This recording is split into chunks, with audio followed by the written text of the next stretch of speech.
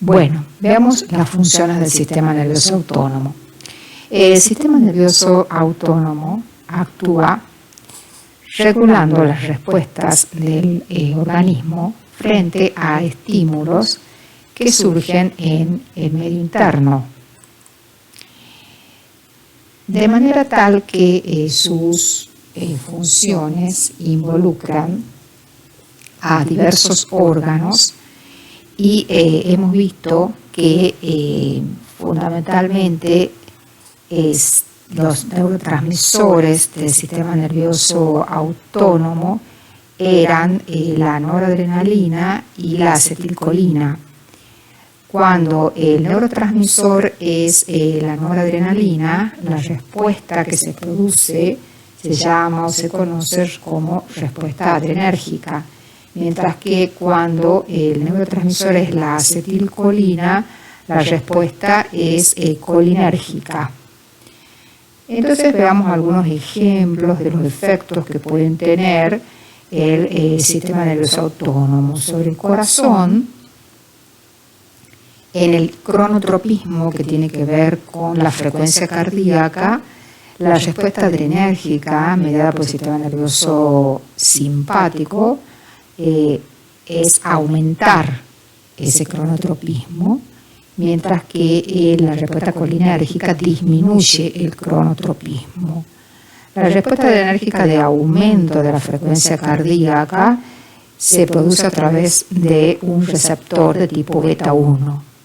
Asimismo, sobre el inotropismo, que tiene que ver con la fuerza de contracción del corazón, podemos ver que la respuesta adrenérgica es un aumento del mismo, mediado también por receptores adrenérgicos de subtipo beta 1, mientras que la respuesta colinérgica es una disminución de la fuerza de contracción del corazón.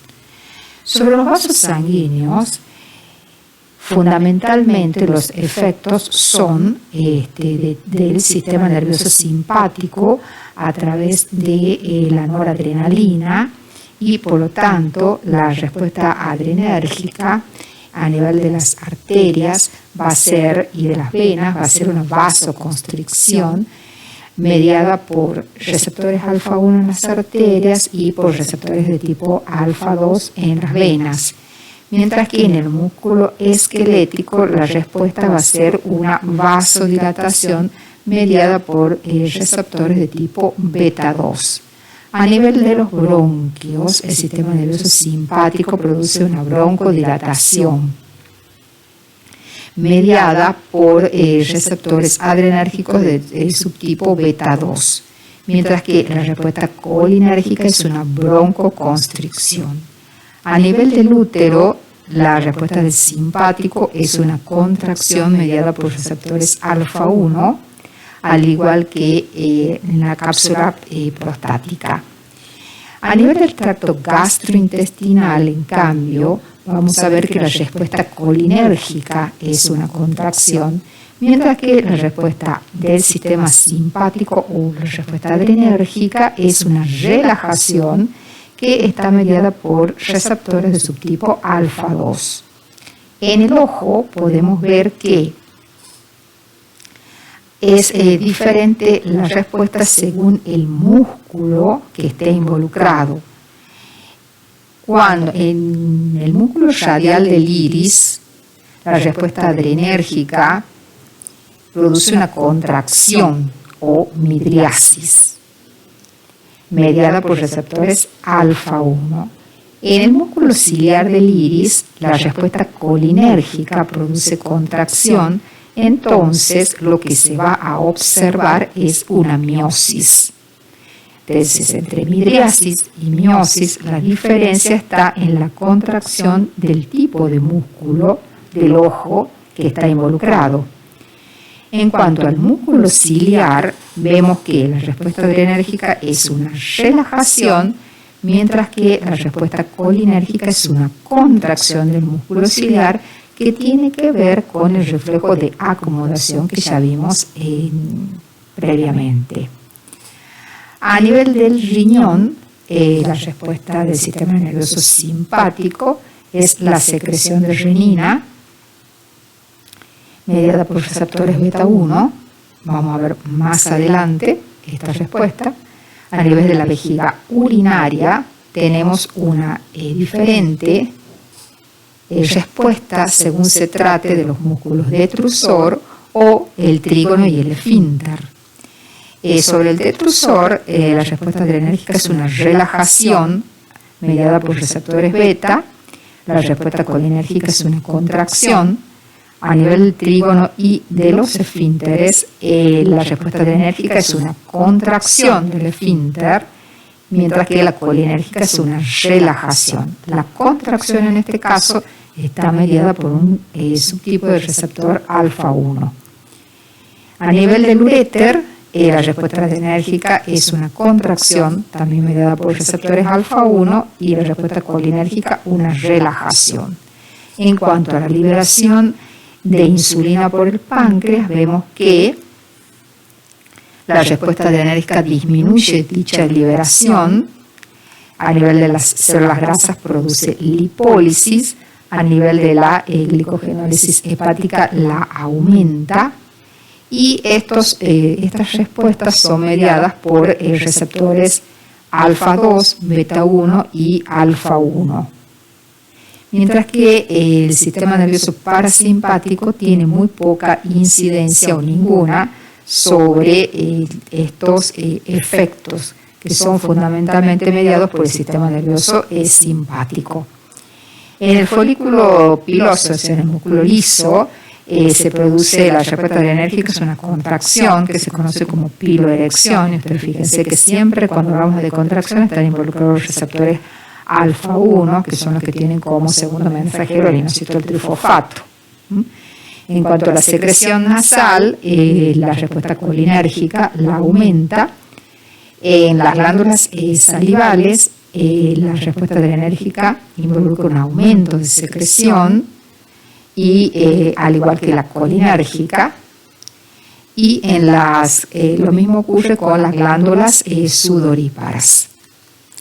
Es muy importante tener en cuenta que tanto el sistema nervioso simpático como el parasimpático mantienen una actividad constante, que es lo que se conoce como tono. Y esto es muy importante porque permite que en un momento dado la actividad de uno de los dos sistemas pueda aumentar o pueda disminuir. Lo que yo les decía, que el tono simpático es el que mantiene en condiciones normales a casi todos los vasos sanguíneos contraídos. Es el tono que vamos a ver más adelante, el tono vasomotor. Entonces, si aumenta la actividad del sistema simpático, hay una contracción adicional.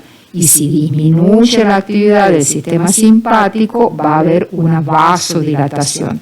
Y todo esto es muy importante porque es la manera que tiene el organismo, es una de las maneras que tiene el organismo de regular la presión arterial, como vamos a ver más adelante cuando estudiemos el sistema circulatorio. Bueno, la activación del sistema nervioso simpático. El sistema nervioso simpático se puede activar de una manera masiva. No se olviden ustedes que dijimos que la respuesta del simpático era una respuesta difusa. Cuando el hipotálamo es activado por un determinado evento, que puede ser un estímulo doloroso o también puede ser emocional, se produce una reacción generalizada en todo el organismo que se conoce como la reacción de alarma o estrés, también llamada una reacción de lucha o huida. Bien, con la descarga simpática masiva, lo que hace el organismo es poner en marcha todos sus sistemas de alerta que le permitan defenderse frente a un peligro. Entonces, en este caso, por ejemplo, el peligro puede involucrar la necesidad de tener una actividad muscular enérgica, lo que significa que va a aumentar el flujo sanguíneo a los músculos, va a aumentar también la presión arterial.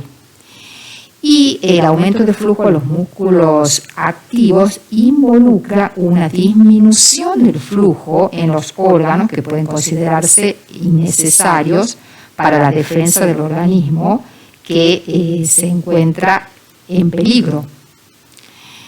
El metabolismo celular aumenta, lo mismo que la glucólisis muscular. Hay un aumento de glucosa, obviamente, que se necesita tanto para la actividad cerebral como para el movimiento de los músculos.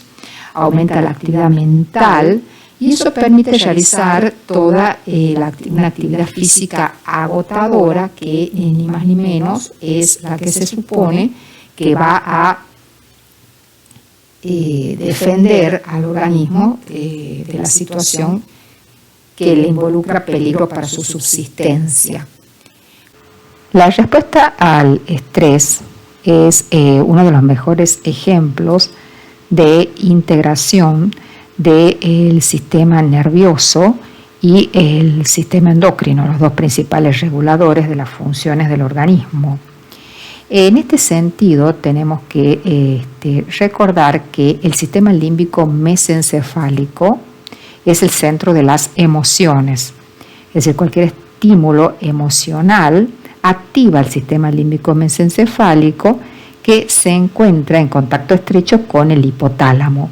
Y en el hipotálamo, además de sintetizarse numerosas hormonas que regulan la liberación de hormonas por la adenohipófisis o de hormonas que son liberadas por la neurohipófisis, también hay en el hipotálamo núcleos del sistema nervioso simpático.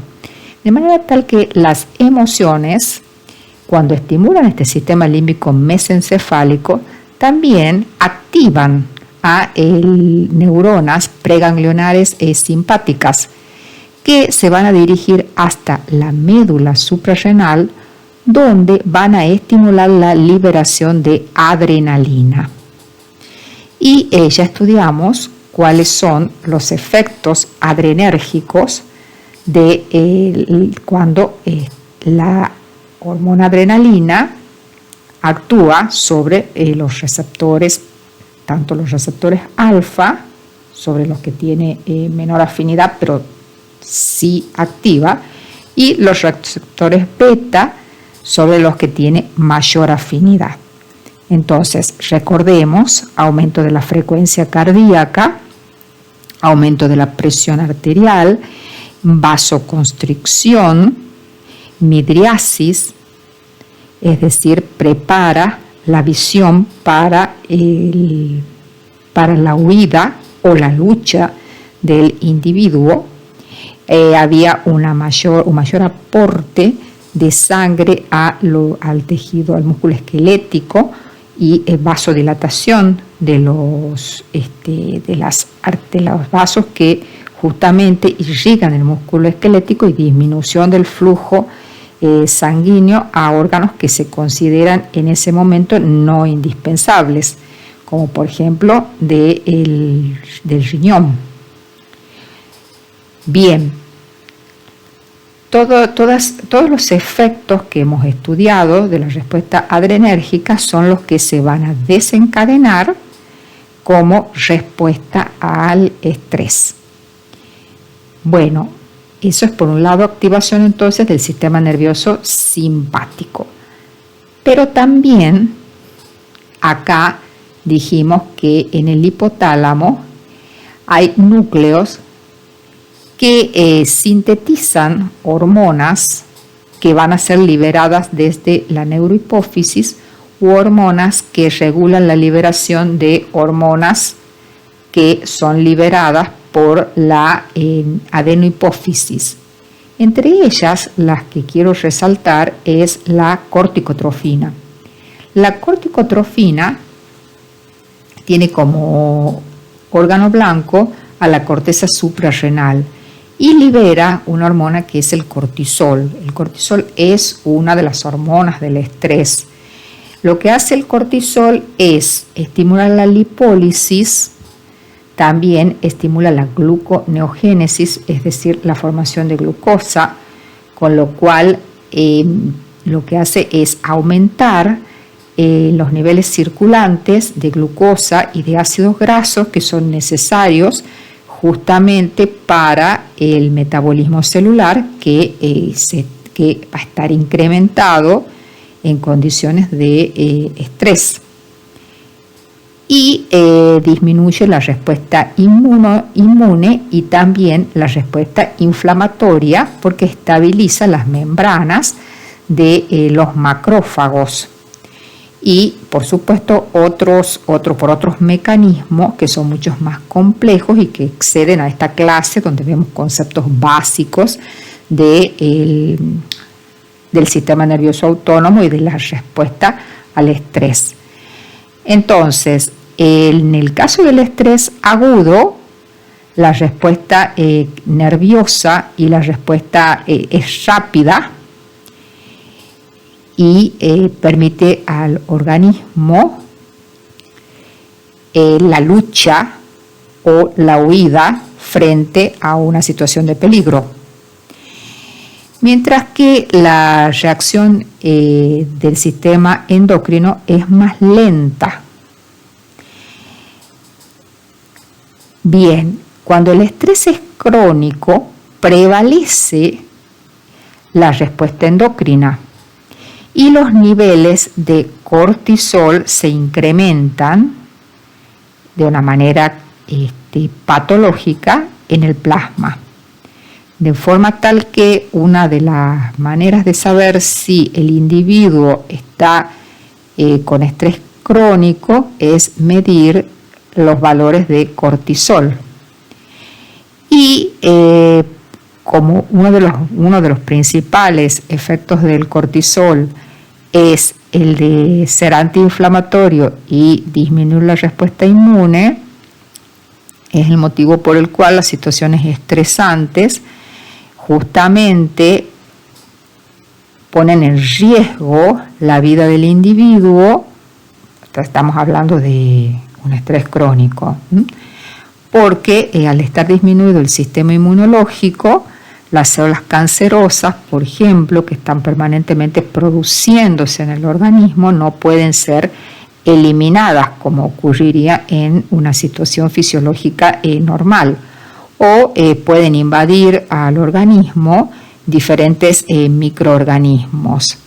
Entonces esa es la relación que existe entre el estrés crónico y la disminución de defensas en el individuo, en el organismo. Y acá tenemos que diferenciar lo que es el estrés agudo de lo que es el estrés crónico, porque el estrés agudo es una respuesta natural y necesaria para la supervivencia, pero el estrés crónico se da cuando hay una sobrecarga de tensión que se ve reflejada en el organismo y aparecen enfermedades, anomalías, patologías que impiden el desarrollo y el funcionamiento normal del cuerpo. Esto se debe a que el organismo interpreta bajo determinadas circunstancias que abundan en ciertos tipos de vida característicos de nuestra sociedad occidental. Y el organismo interpreta que está en riesgo su supervivencia. Entonces desencadena problemas graves de salud, como inestabilidad emocional, problemas digestivos, hipertensión, nerviosismo, preocupación crónica, imposibilidad de relajarse, también estimula el consumo de alcohol u otras drogas, problemas de sueño, actitudes no cooperativas, sensación de incapacidad de responder frente a los problemas. La activación del sistema nervioso simpático está directamente vinculada con el estrés. Entonces, no se olviden ustedes que la activación simpática produce incremento de presión arterial, va a disminuir la incremento de secreción arterial, que si es crónica puede llevar a un incremento a la hipertensión arterial, digamos. problemas digestivos, porque no se olviden que disminuyen la actividad del tracto gastrointestinal, la secreción de enzimas digestivas, de manera tal que todo lo que sea activación del sistema nervioso simpático y estrés, si es crónico, puede afectar severamente la salud. La activación del sistema parasimpático, en cambio, como se relaciona con procesos de descanso, la activación está más bien orientada al ahorro de energía. Entonces, al activarse el parasimpático hay una disminución de la frecuencia cardíaca, de la velocidad de conducción del corazón, se contrae el músculo liso de los bronquios, se produce miosis, y cuando hay una descarga parasimpática por encima de la fisiológica, lo que se produce son náuseas, vómitos, aumento del peristaltismo, o sea, de los movimientos naturales que tiene el intestino, enuresis y defecación, o sea, la enuresis es cuando se pierde el control de la micción, y también elegir un aumento de las secreciones. Todo esto se produce a través de uno de los principales nervios craneales que ustedes ya han visto, que es el nervio vago o el décimo par, que es el que inerva prácticamente todas las vísceras, y este nervio, el décimo par craneal, es uno de los nervios del parasimpático. No se olviden que el parasimpático es cráneo sacro, y el nervio vago es el principal nervio del parasimpático, e inerva prácticamente todas las vísceras de la cavidad torácica y también las vísceras de la cavidad abdominal. De manera tal que el estímulo vagal, o sea, el estímulo del nervio vago, va a producir en general todos efectos de disminución de la frecuencia cardíaca, de broncoconstricción, como les decía yo, y de aumento de las enzimas digestivas y del peristaltismo intestinal.